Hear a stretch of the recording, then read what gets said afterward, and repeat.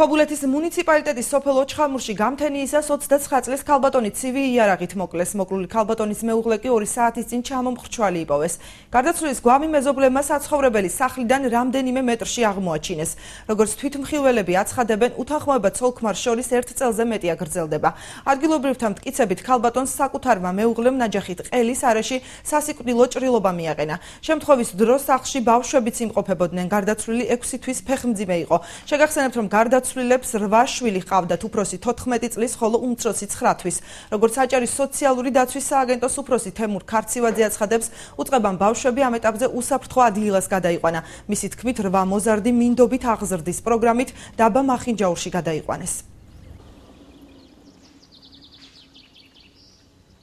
ბოლო 1 წელია მაგენს დაძაბულობა ქონდენ ძალიან ოჯახში. ახლა ჩხუბით და იმით არ შევსწრებული ვართ, მაგრამ ცოლი უმეტესი 10 დღეობით ერთკვირობით მიდიოდა სახლიდან, მის სანათესაოში არ უნდოდა მისი ქმარი, ახსნილი ქონდა რომ არ მინდებხა.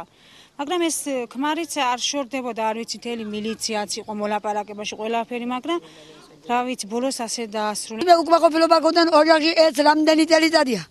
არ იქნა, ბოლოს დაინგრა ოჯახი და მივდა ამდენოს. რატომო გარეთო გევდავო იმის გამო, მე მევყვანეთ, შერიგება ვცადეთ.